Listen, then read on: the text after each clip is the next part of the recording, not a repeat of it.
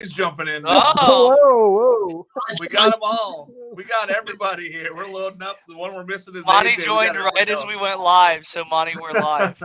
Welcome back, yeah, College hey. Baseball Central fans and the weekend rotation.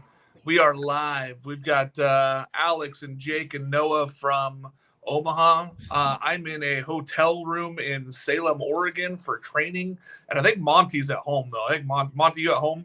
Yep, finally got the weekend off.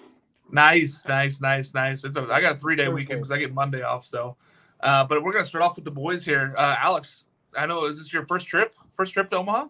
The first trip to Omaha. Media day has been a ton of fun.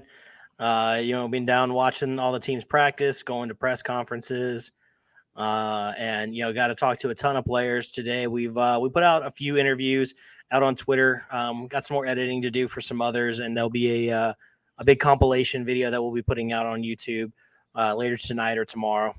Yeah, you guys were killing it. It's a blast, Tom. I'm glad that you got to make that trip.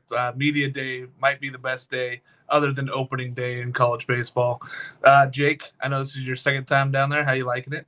I still just feel like a kid in a candy store every day when I see the Chuck for the first time. It's like a new year. A little bit different field than last year, but excited to see how it kind of plays out. Yeah. Second year, you got to do a little bit more. A little bit more. You got to go get that feeling that you can go out there and do these things. No, I know this is just old hat for you now, but it's still exciting every year, right? Well, it's still a thrill to be in the press box and have the access that we do to the players, coaches, and everything like that, and just the pomp and circumstance of it all. Really, we all know what it's like to be a media member, and we don't want to talk too loudly for the folks watching at home, but we all know how great it is. I will say that there are 3 rows of press seating, and I kind of said that we're the only ones probably in this entire stadium right now. We were pretty lucky to get in. But Jake is loud enough that Monty, you can hear Jake if you listen close enough. Jake is yelling. He's literally announcing games on the field right now that nobody's playing. I will say the one thing I'm already missing is seeing Roondog, Mike Rooney, and the chocolate cake. Those are the 2 things I'm missing currently. I was really excited that I was hoping to go in with Alex this year, but I'll be there next year, boys. I'm really excited for y'all. We're pumped. We're ready to go. Let's get into it. We're going to talk about number 1, Wake Forest, trying to break the number 1 seed curse. They've shown up. How'd they look this morning, Alex? I mean, they were really loose. They were having fun in the dugout. They were crushing balls in batting practice. Rhett Lauder had a GoPro on and was mic'd up and was running around the field. They're all, they're looking like they've been here before, even though they have not been here before. Well, 1955, right? When these players were kids, right? Yeah. They did say there's a few people still from that team that are alive and still show up to the games, so that was kind of cool. Kind of put into perspective how small of a family Wake Forest is. I do want to say in the press conference, I'm not the only one that thought the number 1 curse was to get to Omaha, because Rhett Lauder specifically made a comment about it in the press conference. They said that there was a number 1 curse to get here, and we got here. So I just want to throw that out there that I was not the only one who thought that. Yeah, well, just because everyone's wrong doesn't mean that you aren't also wrong. I'm not saying I was right. I'm just saying I've got company, and the company's not bad. No, it's the national championship that has eluded the number 1 teams. Noah, I know that you've been there. Did this Wake Forest team look like they belong today? Were you there when they were all getting ready? I was here for the whole time. Make no mistake, Okay. I was here the whole time. But I will tell you that Wake looked all business today. I believe they were the only team to come out wearing full uniform. They were wearing the pants. It was 85 degrees when they took the field. And Virginia was over there in their shorts and their T-shirt, which every team wears, to be fair, Monty. I'm not calling out Virginia here. But at the same time, been there before, so yeah, Virginia knows. So I almost took it as like these guys don't know that you're supposed to practice in shorts, which of course they practice all year long. But in my Omaha eyeballs, it's their first time ever taking the field as a team, and I think, wow, these guys are wearing pants. How weird! But it turns out it's part of their all business mantra.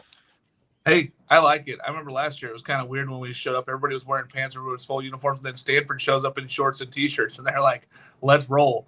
But yeah, most teams usually do. What's up, Monty? Did you see Stanford's shirt that they've got? So somebody posted all the shirts and the slogans they got, and they're all cool. And then Stanford's is just Stanford baseball. All business. Very David Esker. very David Esker. Like, he's just ready to go 4 years in a row. This team is just ready. Hope coach is doing well today. I hope that it's all set up and Stanford is all ready. I felt like these teams really felt like business only, except for there's a couple teams we're going to talk about that look like they were having a little bit more fun than everybody else. Number 2, let's get into Florida. This Florida team, very good. They've been there many times. Now, none of these players have been there exactly. So I'm going to let you start here, Jake. You're going to see this Florida team up close and central here. I think what really kind of stuck out to me is just how much bigger of a team they were to some of the other ones that we saw. I mean, they're about 4 or 5 inches taller, 50 pounds heavier, and they put the ball about 30 feet further. So I think that was what really stood out to me on the Florida side, is just how much bigger and how much further they hit the ball. Yeah, Noah, I know that you got to take a look at this team too. This Florida team is big. They do put the ball in the yard, but we know that the long ball typically doesn't play here. Yep, everybody likes to dive deep into the home run ball and how it's going to impact teams like Tennessee. We saw it impact them in the past. But I think what really stood out to me was the speed of Florida. They came out and did what I don't think anybody else did today. They started by running the bases. It was a little weird to look at where these guys are running the bases in packs. It kind of looked like the kids on Sunday at your minor league stadium where the kids run the bases for free. It was really weird to see. But I think this Florida team they know what they're all about, even though they themselves haven't been here. It's a school program that defines themselves on making it to Omaha. So they're in that all business category with Stanford, even though they were wearing shorts. All right. O'Sullivan likes those guys. Let's go. Alex, being the highest rated SEC team, I know that irks the LSU a little bit here. Being the 2 seed here, did Florida look like the 2 seed part today? Did they show up ready to go for this big series? Yeah, I mean, Jake mentioned it. The first couple of teams we saw were, TCU and Oral Roberts, and then Florida comes out, and they're just, they look really good coming off the bus, and I mean, Jack Caglione hit a ball in BP that went out of the stadium. I mean, it was pretty impressive to watch, and they had some good vibes going around their team. I talked to Brandon Neely, their closer.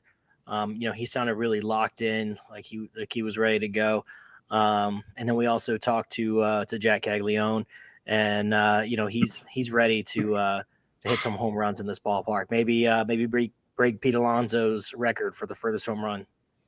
It would not surprise me. Listen, this Florida team, to me, I know I've said it all year that Wake is the most complete team.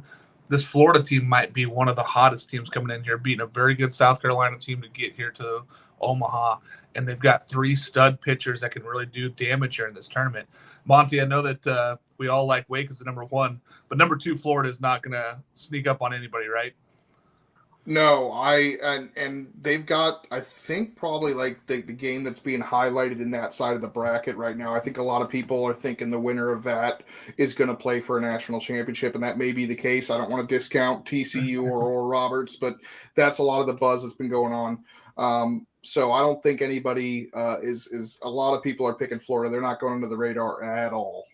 Yeah, that's fact. And this Florida team is very well thought of right now. And coach knows how to win championships, and they're there now in Omaha. So they got out. Once they get out of their regional, they're a little tougher, and they've done that this year here. Go to our number 3 seed. They had to win to get there. They are not the actual national 3 seed. It is TCU. The Horned Frogs took care of business. They really have been one of the hotter teams in since winning the Big 12 conference tournament here.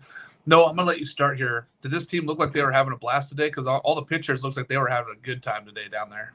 I wouldn't necessarily say that. They came out in their practice uniforms again, so they felt right at home in that sense. But it's always tough when you have to get here at 8 a.m. and start, or 9 a.m. and be ready to practice. It's not ideal, but everything I saw in the field from up here looked pretty good for TCU, and they know who they are. They're a really, really hot team that got lucky at the right time. And I know in his press conference, Kirk Saarloos kind of opened and said that, hey, we know we're lucky to be here, but we feel like we belong. Yeah, I wouldn't even call it luck. This team played well down the stretch of the season. They got hot. I'll give them that. I'm not going to call it luck as much as I've crapped all over TCU's dreams for the last few weeks. They've proved me wrong step in, step out. So I'm still taking Oral Roberts in this first one, but we'll get into the matchups here a little later. Jake, TCU, last Texas team in. How are they looking? I mean, they're looking like the athletic team that they've been every bit as advertised. I know a lot of Big 12 teams kind of get talked about as being able to bang the ball around the yard. But what has really stood out to me about this TCU team is just how athletic they are with everything that they do. Nunez, Davis, Trey Richardson. I mean, that's what really jumps out to me about this team is I don't think that there's a more athletic team in the field than TCU. Monty, when you look at this TCU team, they got talent all over the board, and Richardson has really been just a huge step up for them. Can they stay hot here? And I know that they didn't have to have the big ball, but they used the big ball a lot down the stretch. 100%. I mean, this is the TCU team we expected in the beginning of the season that ultimately didn't do much during the regular season, but they've gotten hot and they've played really well, and I think they can do some damage. That's why I'm not super keen on discounting TCU in that side of the bracket. Because we've seen 3 seeds, we've seen lower seeds win. I think Virginia's national championship team in 2015 was a 3 seed. Oregon State, I think, was a 3 seed one of the times they've won.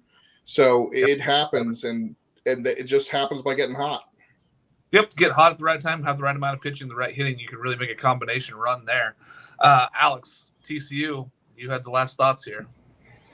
Yeah, this TCU team looked loose out there. We had a really good interview with Elijah Nunez and Austin Davis, I think they're a dangerous team. They're hitting it the right. They found their stride here towards the end of the season and in the regional especially. I mean, putting up 20 runs against Arkansas and in Baum Walker is impressive. And so I don't think they're going to be intimidated by this environment, and I think they're going to be a tough out. Yeah, I'm excited for this one here. We'll get to the matchups here, but this Tennessee team being there, it really does feel a lot like college baseball should be. Monty, you got another thought on there? Well, I just wanted to apologize. TCU was a 2 seed, and I knew that, but I just missed it first. So my whole point still stands. Okay, it's just change the number in front of it. They weren't a host. That's all that really matters when we look at the overalls. Another team that was not a host, Tennessee, didn't get a host either one. They have a little bit of firepower here, being a little fired up there. I think this pitching staff is equal to anybody else in the field. That's including Wake in Florida right now. This pitching staff is very good. You know what? I'm gonna let Alex start here. Alex, Tennessee, they're the real deal, right? Yeah, they've really come on the second half of the season. The adjustment they made with moving Andrew Lindsay to the Friday role and then putting Chase Burns into their bullpen really helped them take off. I said earlier this week on a different podcast that they're my dark horse to win the whole thing. I mean, I think they've got the pitching depth to come out of a loser's bracket if they drop a game, and their lineup is dangerous. They have the pitching to stay in the winner's bracket also, is my theory, that if they stay in that top side, they hold such a hammer being on that winner's side there. Noah, Tennessee is for real. People had them anywhere from 8 to 26 in their polls. I kept having them in my top 15 for almost all the season. People thought I was crazy. This is the Tennessee team that I envisioned when I kept ranking them so high. Yeah, this is a Tennessee team that we know they have the talent. They have some nice pieces. Tony Vitello talked today about how Zane Denton has kind of come on not only as a quality player like he's been all year, but he's kind of been an energizer bunny there where he's been able to kind of take that Drew Gilbert role that was kind of missing from that team and really be able to kind of say, hey, we're Tennessee. We're going to go out there and be flashy. We're going to win. And we're going to do it in a way that might upset some people. And I think Tennessee kind of got that identity back just a little bit, whereas they kind of lacked it all year. And when you don't have your identity, you're kind of a lost team. I think Tennessee found themselves at the right time. Yeah, and I think Tony V did too. I think that he's firing on all cylinders now, kind of being back to himself a little bit, where he tried to tone it down this year a little bit. I didn't like it. I like where they're at right now. Monty, this Tennessee pitching staff is elite. We all know that. But I think they're going to need a little bit more from Maui Ahuna if they really want to go far in this tournament. Yeah, I get major Javier Baez vibes from Ahuna. When he's good, he can take over a game and with his athleticism and his ability. But when he's not looking good, the chases I've seen from him this season are just really bad. So it's going to be interesting to see what guy we get, in this College World Series from him. He needs to really step up and be the player he's capable of being. I'd like to see him have some better at-bats, especially in that leadoff role there for Tennessee. But I still like this Tennessee team. Jake, what are you thinking here with this Tennessee ball club? You got to see him today. I think they're a very loose team. They had a lot of pressure, I felt like, last year as the 1 seed, and it seemed like they were a lot more loose. And Tony V kind of hinted at it, with the disappearance of the daddy hat. They kind of got back to themselves and back to baseball. And they're definitely a lot looser than they are. And yeah, I think that they do have the pitching to roll through that losers bracket, like Alex said. But again, it's going to come down to those matchups that we'll talk about later. Alex, number 5, LSU. I'm gonna let you start with them because I know you're really excited to be there and get to see them play tomorrow, or not tomorrow. They're playing Saturday. I know you're pumped for this team. This is the hottest team in the country, in my opinion, offensively, and that pitching staff has gotten better every game there. If Thatcher Hurd can be a dude here too, Paul Skeens, we already know how great he is. He's elite. He won the Golden Spikes. He's going to get it tomorrow morning. No. Oh no, sorry. Guys. Not the Golden Spikes. He won the Dick Dick Hauser. Hauser. He won the Dick Hauser. I know. I screwed that up because somebody else did that earlier too. He won the Dick Hauser. He may not win the Golden Spikes, but he won the Dick Hauser trophy. Anyway, Alex, this LSU team, very good. Are they loose? Are they ready to go? I saw that they brought their own pillows, and I said LSU by a million. Yeah, this team's definitely got good vibes around them. Paul Skeens becomes the second player in LSU history to win the Dick Hauser. The first one was Eddie Furness. So it puts him in pretty elite company when it comes to LSU alumni. Thatcher Hurd has really come on the second half of this season. So he's going to be an important piece, whether it's going to be coming out of the bullpen or starting a game. I think what really makes this team so dangerous is their 7 through 9 is probably the best 7 through 9. Not probably. It is the best 7 through 9 in the tournament. I mean, LSU has 8 guys that have double-digit home runs and has 3 guys that have 8 or 9 home runs that are right knocking on the door to double-digit home runs. They've hit 133 so far this year. They had the most home runs in the of the people left in the tournament. They have the highest OPS. They have the highest on-base percentage. I mean, it's the best offense. So if they can get good pitching, not even necessarily great pitching, if they can get good pitching, they've got a chance to stay in this winner's bracket and maybe make a run here. Yeah, Monty, I know we looked at this team, and this LSU team they're dangerous, right? That offense is good. The pitching is good. They have a few weak points, but there's not many. If anything, it's the bullpen. Do you think that this team has enough in the tank here now? They feel like they're pretty relaxed showing up here. Yeah, and I think them being the 5 overall seed has been a huge boost because even like before the season, everyone was talking about they're the greatest they could be the greatest college baseball team ever assembled, and they've got all this on them, and they end up coming in as the number 5 overall seed and kind of going under the radar with how Wake Forest has played and how Florida and Arkansas and all that have gone in there. So now LSU is in the final 8 as expected. And I think they're in a really good spot. And I mean, yes, they have some issues with the bullpen, but like Alex just told you, like if they get just good pitching out of everyone not named Skeens, they're going to be in good shape because that lineup can mash. Yeah, I agree. And they don't need the long ball to win games. They can hit it though, and they can hit them out of that ballpark. Jake, what are you thinking here on this LSU team? I know we're all pretty excited to watch them play here in that first game. They feel like a very close-knit group. I mean, I know that a lot of teams are going to be loose and everything, but it really kind of felt like LSU is just a really close-knit group. And I would say the depth of their batting, I mean, they have a ton of guys that they can turn to that even when they don't start. And I think that's the thing that really stands out to me about them. And then the other thing is just the media and circus that kind of follows this LSU team, all the Baton Rouge media outlets, that the lights really don't seem that big because it's most of the same people from Baton Rouge that are still kind of doing the media here. So I think that that's going to play really big in LSU because they've already experienced a lot of the bright lights here.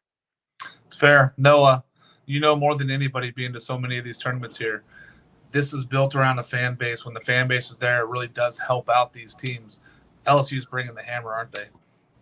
Yes, they are, but we know that Tennessee fans showed up pretty well last time. Obviously, it was a pretty quick exit for them, but LSU fans are, of course, a mainstay in Omaha. It was kind of a thing, especially growing up here, where it was like, well, LSU's here whether they're actually here or not. That's kind of gone away in the last few years because it just kind of, we say so long. It's only been, 6 years since LSU was here. That's not a tremendous amount of time. 4 years, right? The longest drought ever. Even 4 years more recent than that. But either way, it feels like it's been a long time since LSU was here, but it really hasn't been. But when you lose that impact of the fans being here every year, it feels like a big one. So I have a feeling that this place is going to be pretty gold, or should I say yellow and purple, come Saturday. I love it. I love it. The Alex, team is it championship gold or championship yellow? Because I've seen it both ways. I don't want a clarification on that one. It's championship golds. LSU's colors are purple and gold. They're not yellow. And Mark, it has been since 2017 was the last time they were here, so it has been 6 so it years. is 6 years. It's the longest drought since Omaha they started resident. coming to Omaha in 1986. Oh man, I thought it was 4 years. I thought, man, 6 years. That is a long drought for LSU. Omaha resident. And But Mark, I just want to comment LSU on a great streak. the championship. Yes, Greg Streak. The championship yellow versus championship gold. I think that it's easy to remember. You think LSU championship gold, whereas Texas with their levels of hydration with the P, that's championship yellow. When your P is looking ready, like you're a good teammate. But What about- champion? What about championship mustard? That's Oh. Southern Miss, and we don't talk about them at this point in June. That actually, 2017. The Mustard Yes, Birds are thank not you, in this Vandy Chris. I was wrong. They beat Oregon State, and then they lost to Florida in the championship. I was 100% wrrong. The only reason Vandy Chris knows that is because you sort of imply that they were here in 2019. Vandy won in 2019, so Vandy Chris has that year memorized. Vandy 2019 was ranked as my number one team ever to win a national championship. So I did that. They were number one in my article. Hey, Mark, what about Fresno State? Were they not number They were one? dead last. Dead last. The worst team ever to win a national championship. Moving on, a team that is much, much better than Fresno State. This Oral Roberts team, I got to see them live. They are a load of fun. Jake McMurray is a terrific dude. Jonah Cox, center fielder, he's an electric dude. He's got a 47-game hitting streak coming into Omaha. So when we look at this team, Monty, what are you thinking of Oral Roberts? Just a fun team showing up. They look like they're loose and ready to go. They look like they belong. yeah, I think they're going to have a lot of new fans just because they're the big underdog here. You look at all these names and their big programs, big athletic programs, and then Oral Roberts. Before this year, I didn't even know they were in Oklahoma. For some reason, I thought they were in California. But now I know that they're in Oklahoma, and I know a lot more about them. But yeah, it's going to be a lot of fun. Everyone loves an underdog. But anyway, Alex's computer died. yeah. So it's gonna be a lot of fun, and I'm looking forward to seeing how they go, because TCU's red hot. They're red hot. It's gonna be a fast moving object hitting a brick wall. So we'll see. I'm really excited for this Oral Roberts team. Jake, when you look at this Oral Roberts team, did you get to take a look at them today? Because they looked like they were having a blast. Yeah, they looked in a good way happy to be here, and I think that that's what really stood out to me is they've been to Omaha before, so they have a little bit of familiarity. I know they played in Council Bluffs a little bit, and then down the road at as Noah likes to. So I think that that's going to play big there, is that they have some Omaha experience, and again, the moment really doesn't feel too big for Oral Roberts here because they kind of have already been the Road Warriors. And listen, they might have the best defensive shortstop left in the tournament in Mac McCroskey. I love this dude. I think he is elite. Noah and Alex, give me your thoughts on Oral Roberts. Noah first, then Alex. Well, Alex can't hear, so I just wanted to, get Ben, Jake. Just to welcome Alex to the echo chamber that is the Jake experience here. You guys Jake aren't is in going the to Well, yeah, that's because we're speaking at an appropriate volume. Jake is in the front row. We are in the third row. And you'll notice there's no interference here, but every time Jake speaks, there's a little crack in the glass because that's how loud he is. But whatever your question was, I'm sure it was great. Yes, Oral Roberts is good. Jonah Cox had a big crowd around him today at Media Day. He's certainly a headliner here. And then I know that our Reggie was all over this guy from Gretna that is on Oral, which is where I live. I don't live in Iowa. Gretna's in Nebraska. And that's kind of a good story that I'm sure local media will latch onto.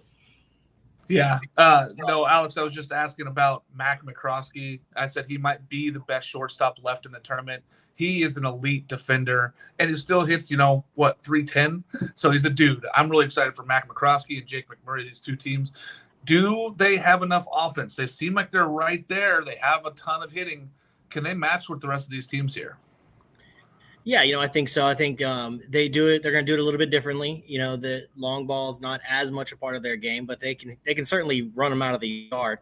But they're kind of more of a gap to gap team, and they'll go station to station. But they have a good offense, and I think they've got enough.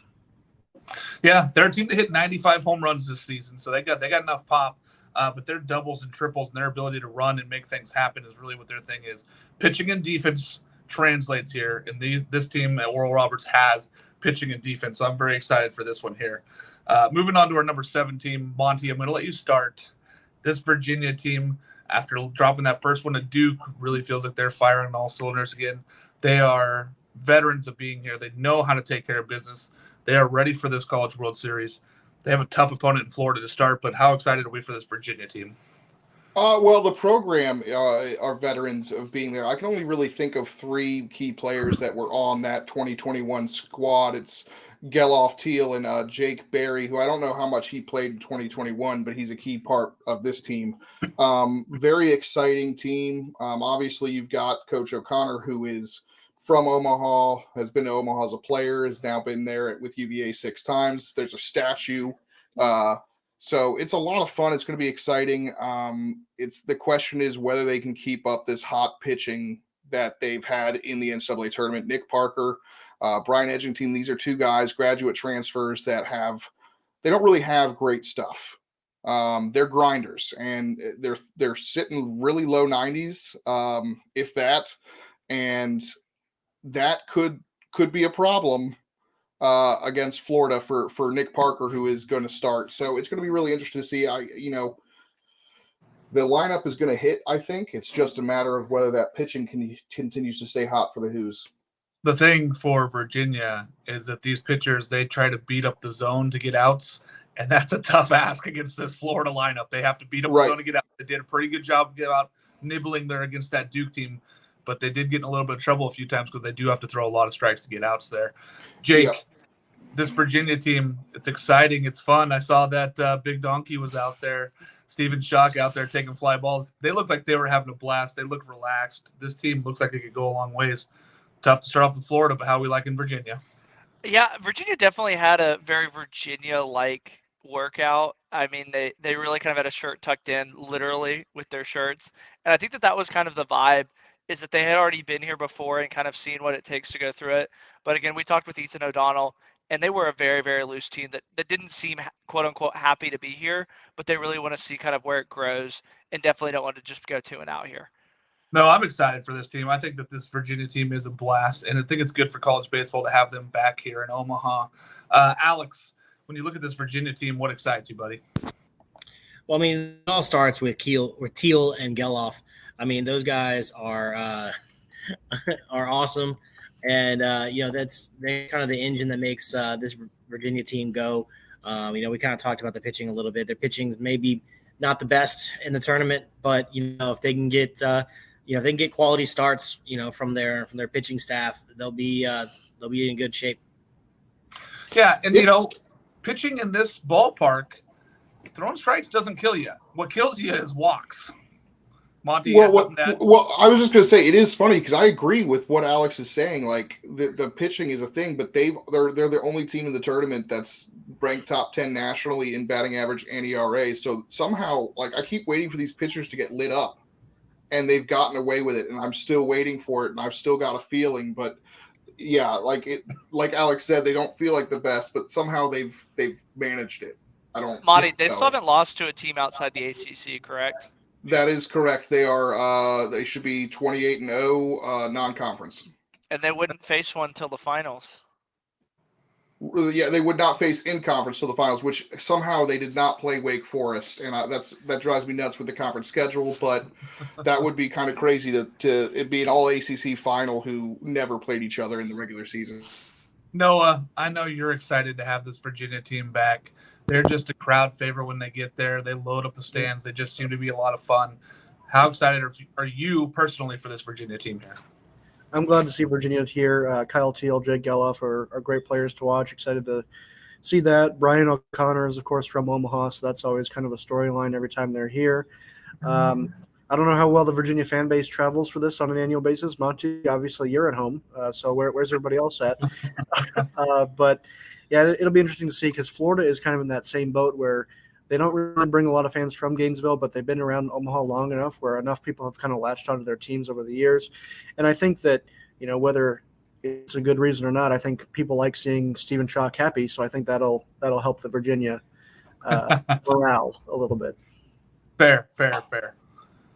I took lots of time off for the ACC tournament and took 2 Fridays off in a row because of noon games. So Monty, We don't need your excuses, Monty. Hey, I still went to a bunch of the. Monty? I still was in the press conference asking questions.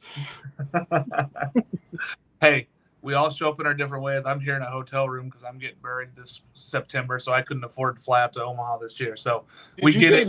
Did you say married or buried? Married. Well, Getting some say both. Some say both. Well, Not Monty, me. Mark I was is setting married to someone the up. game. So, I am married to the game, but I'm getting a second wife in Rivka. She's awesome. Forced. More than one. Moving on to our number 8 team, Stanford, who won in the best way possible against Texas. Noah, I'm going to let you start here with this Stanford team because you and I have seen them down there before. This team doesn't really show up and be exciting, but can they do something different this year than they've done in the past year in Omaha?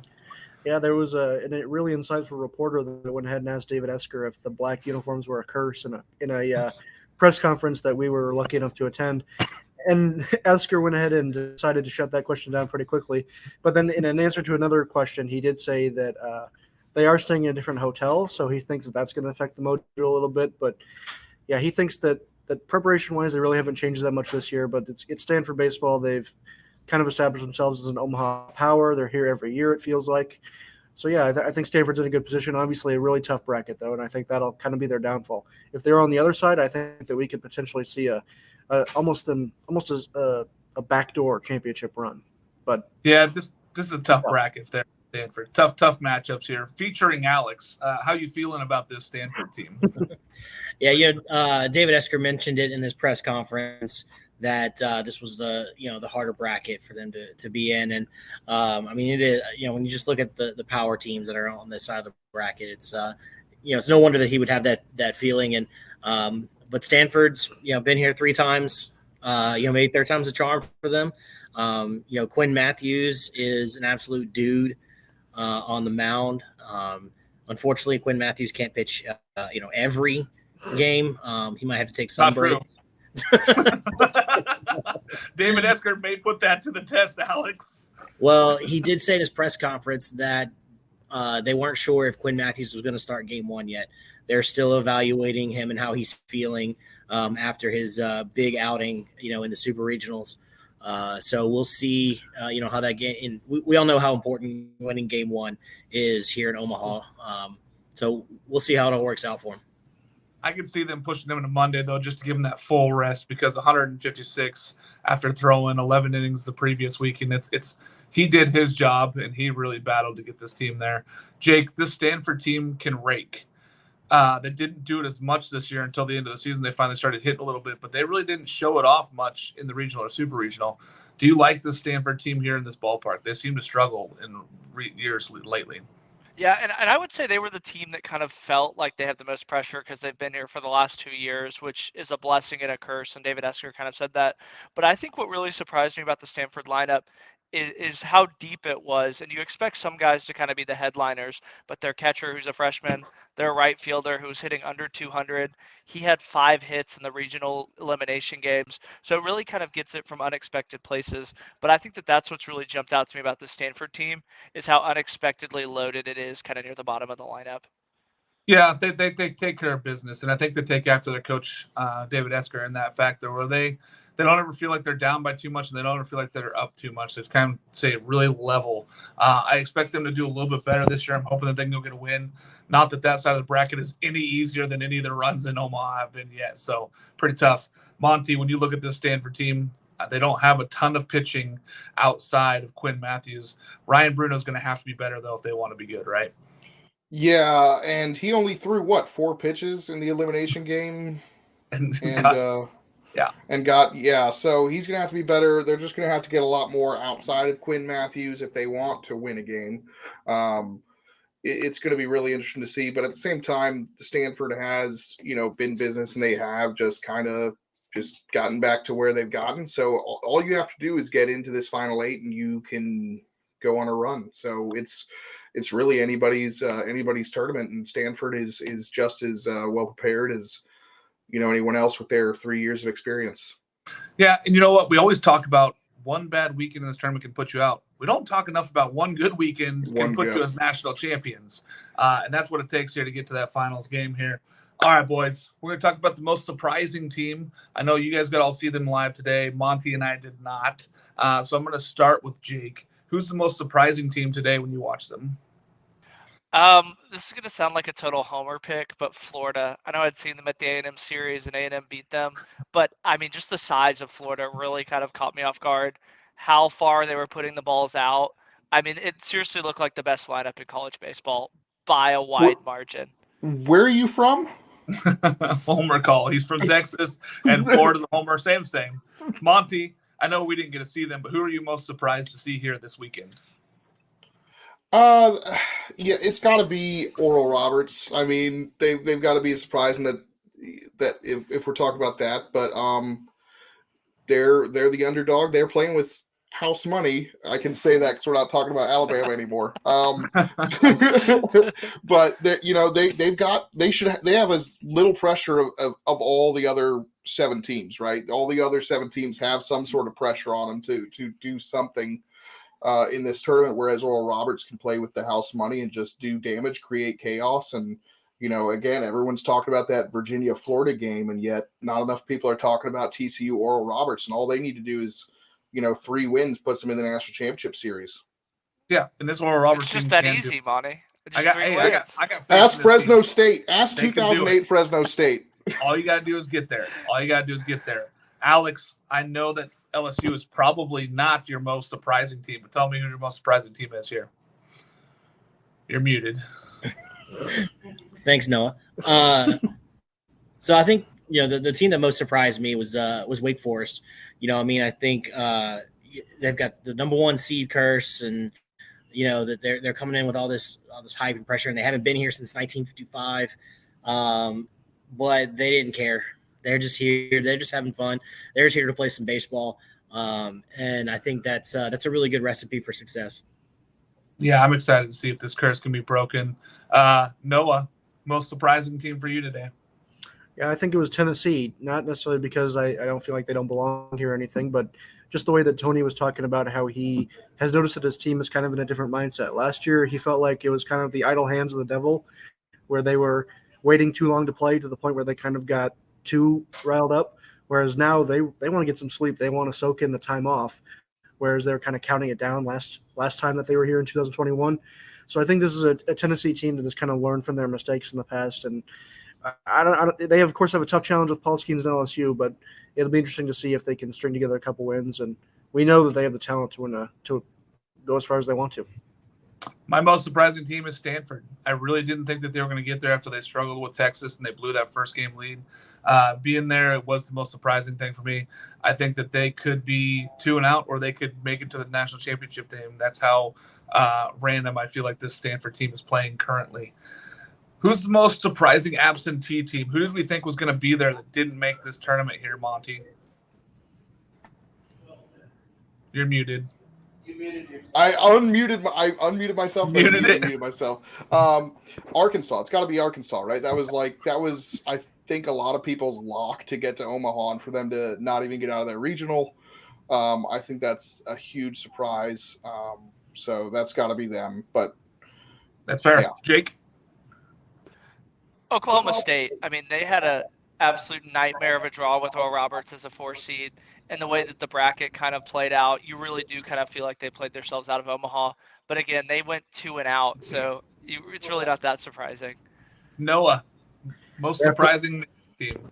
For me, it's actually Oregon, because they had the opportunity. They won that game 1 so convincingly, or not even convincingly, but in such an electric fashion where they came all the way back from 8-0.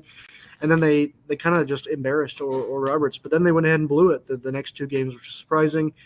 But it just kind of reminds me of how we've seen some 4 seeds go through a regional and get to a super regional and then kind of falter, whereas Oral did the opposite. I know that, Alex and I were just talking how it kind of reminds us of Davidson playing Texas A&M.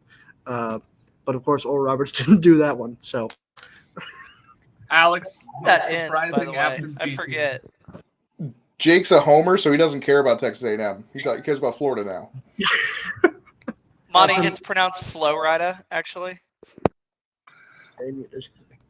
For me, the most surprising team that's not here is Vanderbilt. I mean, they had one of the best pitching staffs, in the SEC and really in the country. Their lineup was good, was solid, and I really thought that they were going to end up here in Omaha, and they're just they're sitting at home. Mine is South Carolina. The way that team played late, I know that they ran into Florida, which just happened to be a terrible draw for them. If they would have been the 14 seed, they'd be here. That's how I feel. I feel like they would have stomped TCU to get there. So South Carolina is my most surprising absentee team. I hope that they can put it together because when South Carolina is there, man, it's the College World Series is outstanding. We're gonna go to something cool. Who did something cool? Jake, I'm gonna let you start. This last weekend, who did something cool? I know that Alex already said it, but Caglione hitting it out of the stadium is probably one of the coolest things I've ever seen in my life. He just absolutely destroyed the ball. Homer pick there from Jake. Alex, who did something cool this weekend?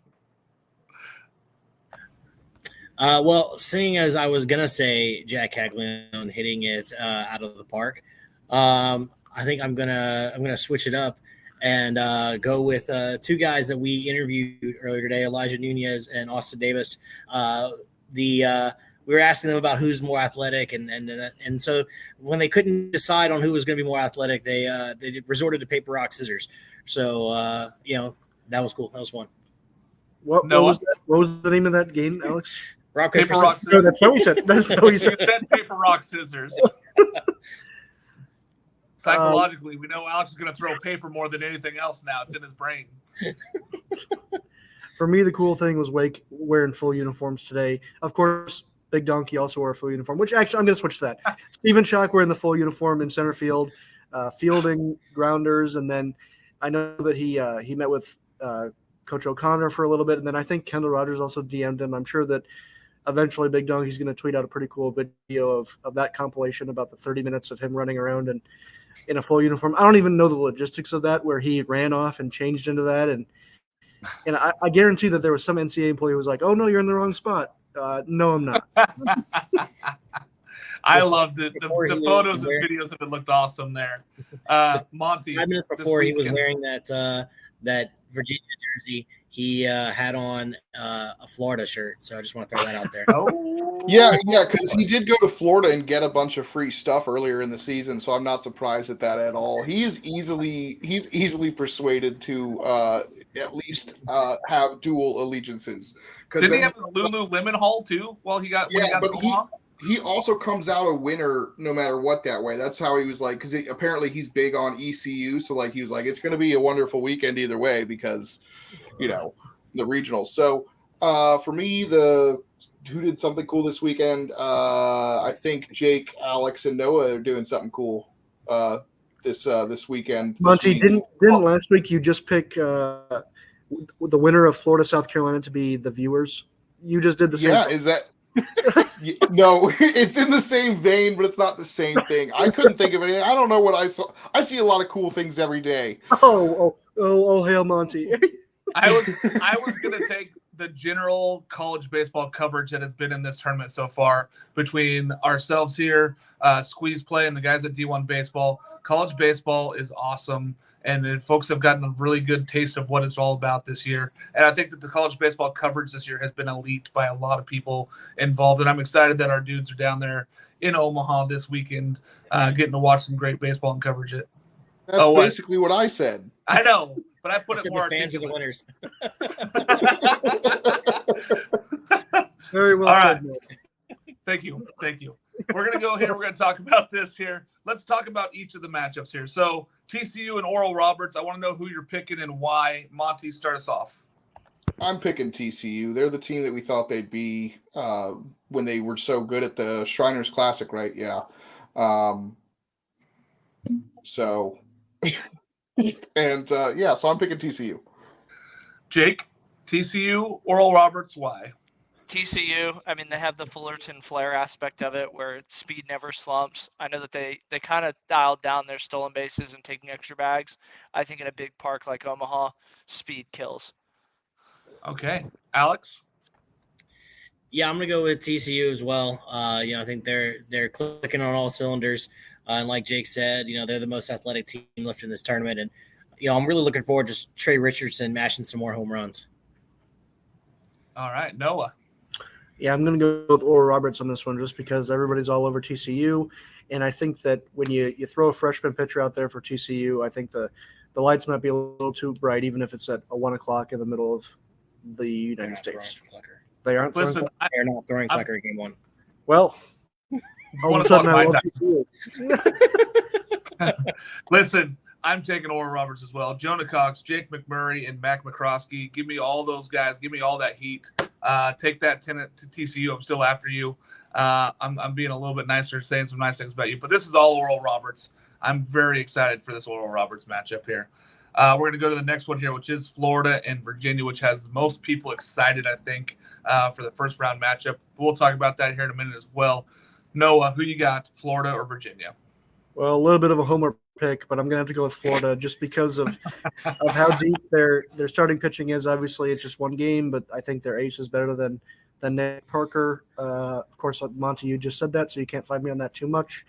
But then I think that the Florida offense is a little better 1 through 9 than Virginia 1 through 9 is, but I also think that Virginia has the best 1 through 5 in this tournament. Fair. Alex, Florida or Virginia? Yeah, I'm going Florida with this one as well. I just think that their offense is going to be too much and is going to take advantage of some of the Virginia pitching that maybe some of the other ACC teams have not been able to do. And then Brandon Sproat is just he's one of the best pitchers in college baseball. Yeah, that's fair. Jake, Florida or Virginia? Florida. I mean, they have the deepest lineup. They have Neely coming out as a closer, which is a very underrated aspect for a lot of teams here in Omaha. And again, as long as Florida kind of stays on that front side of the bracket, I think the sky's the limit for this team. And Monty, you're saving the UVA curse this weekend. It gets to die. Yeah, Monty, I mean, Florida it's or fine. Virginia?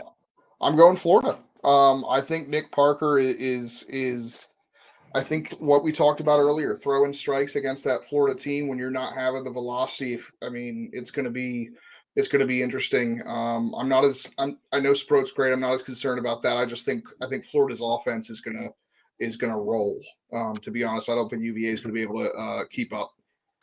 Yeah, I'm also taking Florida here, and it pains me because if this Virginia team was playing just about anybody else this weekend, I'd really like to see that.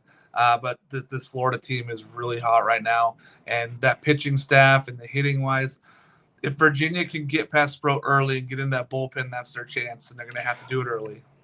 I really don't like Nick Parker's throwing against his former catcher in Riopel. I think if it's a different position that they were roommates and played on the same team, I'd be less concerned. But the guy that's responsible for handling the pitching staff is now on the other side and has the easiest scouting report to give. I think that's also could make a difference. Well, I'm going to let you start here too with Stanford and Wake. How you going on that one, Monty?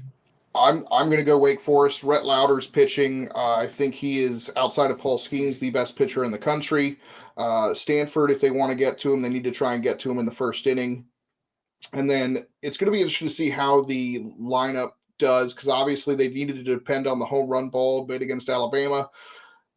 If the ball doesn't carry like it did today in batting practice, if it plays like it's historically played there, it's going to be interesting to see how their offense adjusts a little bit. So I'm interested to see that, but I'm going with Rhett Lauder when I pick Wake Forest. Okay, Jake.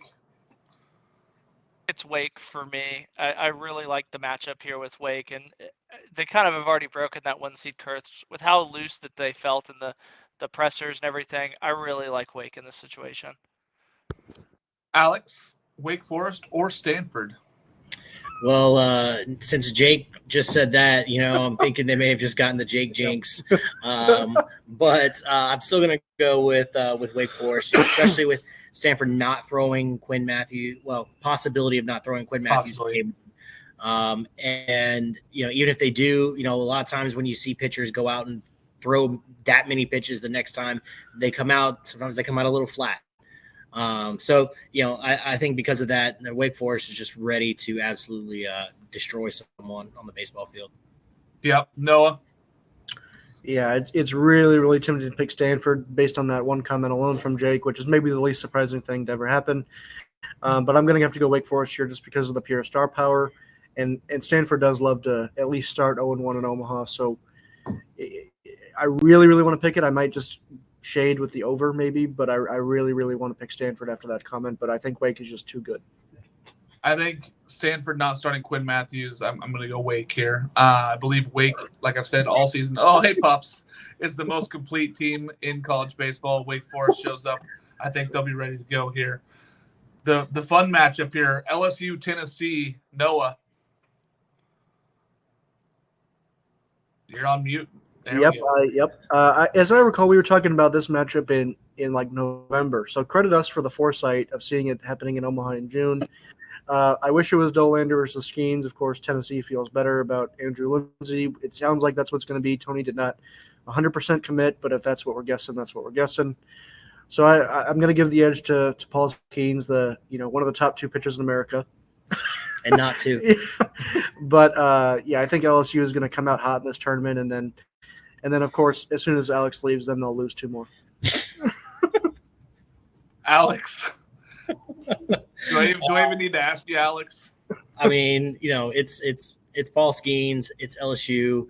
They're Paul's gonna just completely dominate this Tennessee lineup, I think. And but like I said, just because Tennessee loses this game doesn't mean that they're out of the tournament. I mean, they're set up to come through the winners bracket, so they'll still be a tough out. But I think LSU gets this game won. Yeah, this is a tough side. Jake, LSU, Tennessee. LSU, they get one game where Skeens throws, and they pretty much have a W locked in the bag. The story with LSU is going to be how they play in games not pitched by Paul Skeens. But again, you got to be stupid to pick against Paul Skeens. I mean, that's what gets coaches fired if you pick against them. Monty, LSU or Tennessee? I'm taking LSU. Paul Skeens, enough said. That lineup. They're going to get off to a 1-0 start. It's what they're going to do after that I think is going to be the question of how far they go. So, yeah, it's going to be LSU. So I am taking LSU as well. The Dick Hauser Trophy Award winner. We don't know where he's going to land on that other award list quite yet, but he is the best pitcher in college baseball this year. There's no one or two there. He is very, very, very good. As much as I do love Hurston Waldrop, I believe that there is a lot to be said here about Paul Skeens here throwing this game. So I'm taking Skeens. I'm taking LSU here. What's the most exciting game we're going to watch, boys? Monty, which one's the most exciting game for this week? That's a good question. I'm going to go Virginia, Florida, just because I think that's so important for the bracket. What, Jake? I don't know. That seems like a very homer pick. I'm from Virginia, and that would make it a homer pick as opposed to the whole whatever you've got going on with Florida situation. But yeah, I'm going to go with Florida and Virginia just because of the importance of that bracket. But at the same time, I love watching me some Paul Skeens. So yeah, I like it though. That Virginia-Florida matchup is going to be very important for that side. Jake, who are you going with? Best game for the first part here. First 2 days. I'll go ahead and save LSU for Alex. So I'll go TCU Oral Roberts. I'm excited to see kind of how the lights with Oral Roberts, if they're going to be too bright, and then TCU kind of kicking everything's off with how athletic they are. I think that's the one that kind of has me excited. I'm going to give you a heads up, Jake. Oral Roberts is not going to be too afraid of the lights. They're going to show up and beat up TCU. Alex. They're also playing during the day. Yeah, it's the 11 o'clock game, so the lights will not be too bright. Monty, as a Virginia man, you should understand what metaphors are because I do. I just wanted to be facetious. F. Scott Fitzgerald. Scoffing. Metaphors. That's poor people for bad baseball, right? Alex, what game are you most looking forward to? Yeah, I mean that's LSU Tennessee. For me, that's an easy pick. I was at the series when they played earlier this season, and that game one with Skeens and Dolander might be the best baseball game I've ever watched in person. It was a ton of fun. The atmosphere was electric, and you saw two of the best pitchers in the country. And I expect the same thing. Obviously, or probably not Dolander, but Andrew Lindsay is still a really good pitcher, and the atmosphere in here should be electric Saturday night. I hope 30,000 people are in there just losing their freaking minds over Paul Skeens. Noah. Yeah, so I'm actually gonna have to agree with Alex here, which I never ever do. I think that because of the crowd environment, it gives the nod to Tennessee LSU. But I think from a strictly game perspective, if you played both games in front of 0 fans, I would give the edge to Florida, Virginia. But because you're going to have 2 SEC fan bases in here, one of which is going to be drunk and the other one is going to be passed out from being drunk earlier, it's going to be a really, really great environment in here. They're passed out. I'm going to go Oral Roberts TCU because of my love for Oral Roberts lately. And I'm going to try to sneak my phone underneath the desk here while I'm doing work here on Friday, since it is a Friday there. Not really going to do that, but I'd have to say that. But this Oral Roberts TCU matchup, it's the first day game of the year. Let's go. I'm excited for this one here, fellas. All right, final thoughts. Monty, final thoughts before we head into the weekend. I'm just looking forward to a great opening round of college baseball. I'm just rooting for close games. I don't want blowouts. I want some close games. I want some crazy finishes, reasons to not go to bed early. I like that. I like that. Jake, final thoughts? I'm going to be rooting for an ejection. I didn't get to see it with Tennessee Southern Miss, so I think that's what I'm rooting for, is an ejection here where it gets a little chippy. I'm rooting for the exact opposite of that. What is wrong with you? I want good baseball, not ejections. Jake's Alex, like, I want to see people tossed. That's like, Alex, what are you? Final thoughts?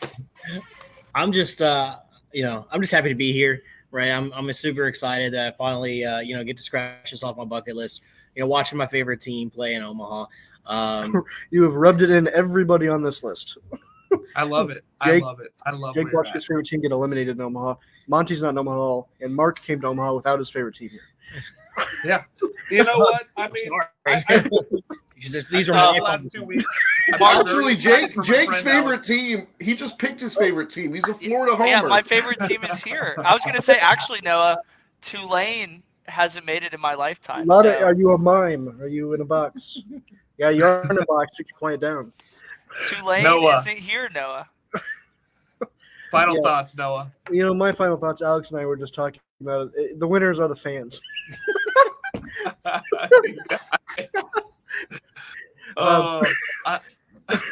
But on a serious note, the winner is whoever is invested in Rocco's. Rocco's is doing well. Rocco's, if you guys don't know, they are the Jello shot capital of the world right now. They upped the prices too. Inflation is really. I told you it was going to be $5 because I'm the smartest person I know, and I told you all it's going to be $5 this year. Nobody listens to me. That's your fault. Mark, you sound like Jake right now because you never said that. You're right. I know. I did say. What's your Rocco's connection that you would have intel on Rocco's? I'm not sharing my knowledge. I'm not giving up my sources. Good. Yeah, Mark. Last year, Mark could have cultivated sources in a program, but he decided Rocco's was where he needed to cultivate. That's why he's not there. Is his fiance won't let him go to Rocco's again? They were like, "Did you really spend $200 on a Tuesday?" Too many Jello shots and pizza, bro. Listen, my final thoughts are: I'm happy that Alex is there for getting to see his team in Omaha. I think that's pretty awesome. A lot of people are still asking if Alex and I are brothers, which I love. I can take that all day of the week. So, again, thanks, folks. College Baseball Central, the weekend rotation. We're going to join you Saturday morning. These yahoos are still going to be down there in Omaha. I don't know if Monty's going to be able to join us Saturday morning. I'm hoping so. Maybe we get AJ to jump in, too. We're going to talk all the things that happened on Friday and setting up for the rest of the weekend. Thanks so much for joining us. We'll see you on Saturday.